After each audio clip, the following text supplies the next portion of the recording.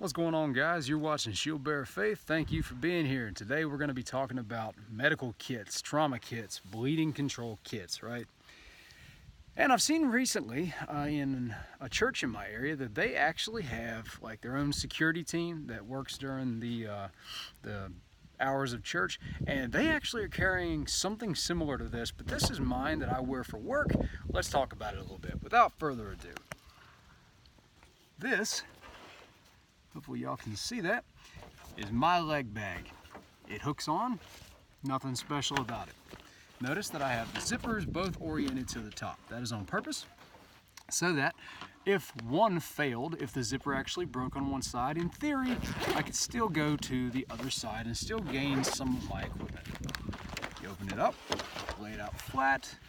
What I really like about this kit to start with is that I can detach it from my leg, drop it to the ground, lay it out, and see essentially everything that I have in there. I've used this kit multiple times at work, and I'm continuously adjusting slight pieces to it. For example, we will start with chest seals. So I carry chest seals in here. This is a 2-pack of Halo chest seals. I was carrying a wound seal kit and a hyphen chest seal, but I used those the other day, so this is some backup ones that I keep on me, so replace those. This right here is a recent addition though. This is I'm gonna call it dedicated Band-Aid bag, and it doesn't matter about the brand, it's got other Band-Aids in here. It's got, like 20 that came with this little bag, but I like that it zip locks on its own. It's self-contained, and I have some antiseptic Band-Aids in here of larger variety, and I have some waterproof ones that I have used before. When I got bit by the dog earlier in the year, good Band-Aids were really valuable to me.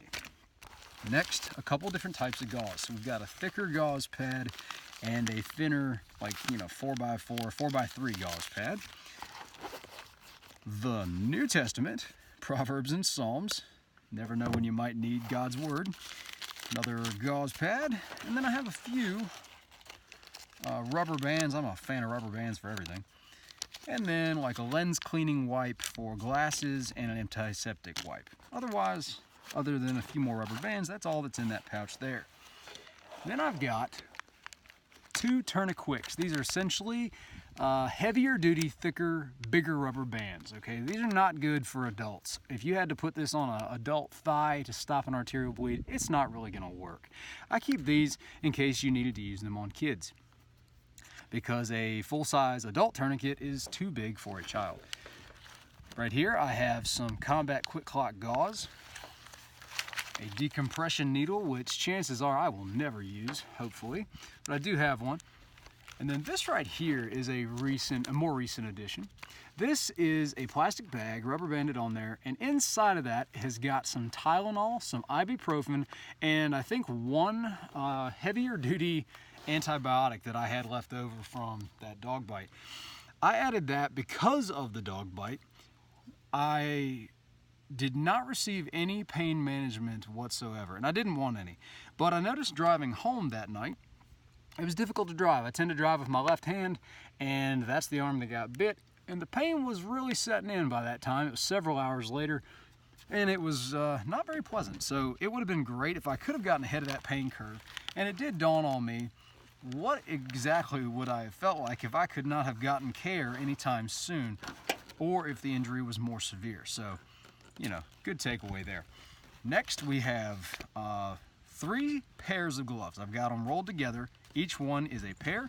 Notice I have 2 of the blue pairs. I actually prefer blue rubber gloves or nitrile gloves if I'm going to be doing any kind of bleeding control care, because you can do an assessment on a patient, and you can try to locate where they're bleeding if you can see the blood, right? So blue is better to see that than the black is, but I do have a black pair there as well.